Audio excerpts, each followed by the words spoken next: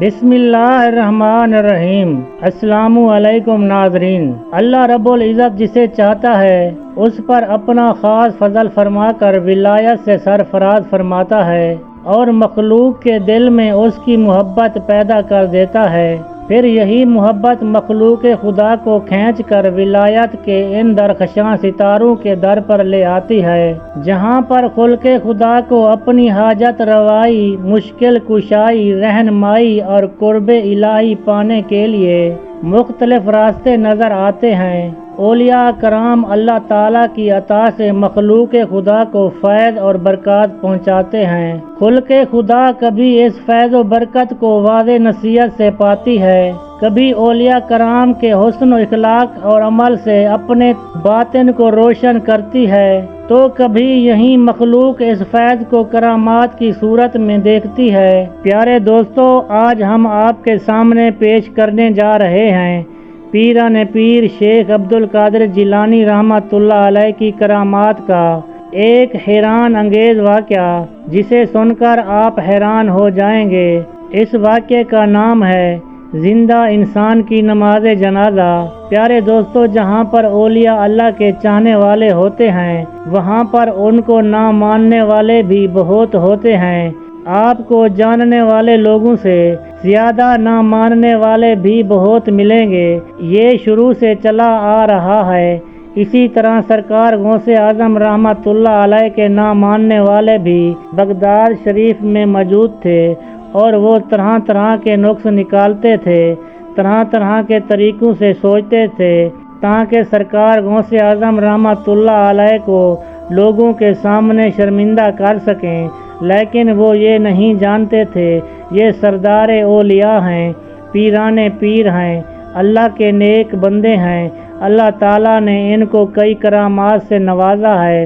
سرکار غوث اعظم رحمۃ اللہ علیہ کا لوگوں نے کئی طرح سے امتحان لیا، لیکن ان میں خود لوگوں کا ہی نقصان ہوا۔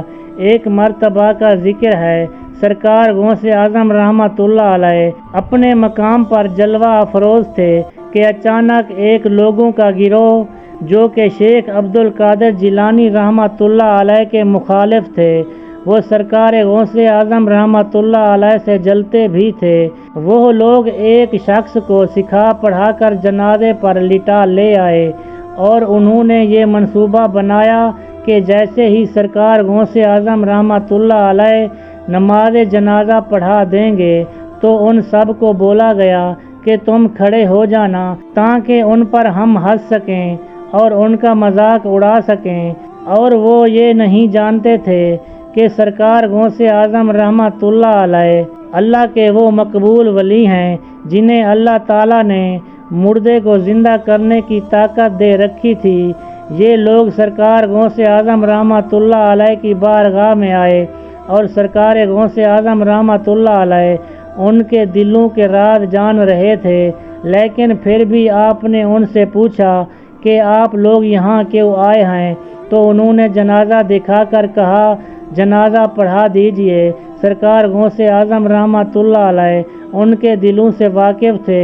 ان لوگوں کے بولنے پر آپ نماز جنازہ پڑھانے کے لیے کھڑے ہو گئے، اور آپ نے اس شخص کی نماز جنازہ پڑھا دی اور سلام پھیرا اور وہاں سے ہٹ گئے۔ وہ لوگ نماز جنازہ کے پاس نہیں گئے، بلکہ سرکار غوث اعظم رحمۃ اللہ علیہ کے پاس آ گئے اور آپ سے کہنے لگے کہ آپ تو بڑے بزرگ بنتے ہیں، اور آپ کو تو اتنا علم ہی نہیں کہ آپ نے جو جنازہ پڑھایا ہے وہ مردہ انسان کا نہیں بلکہ زندہ انسان کا ہے۔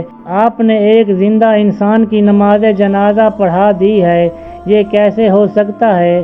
آپ تو بہت بڑے ولی اللہ ہیں، آپ نے کیسے ایک زندہ انسان کی نماز جنازہ پڑھا دی؟ سرکار غوث اعظم رحمۃ اللہ علیہ نے فرمایا، میں نے تو ایک مردہ انسان کی نماز جنازہ پڑھائی ہے۔ اگر آپ کو یقین نہیں آتا تو کپڑا اٹھا کے دیکھ لو۔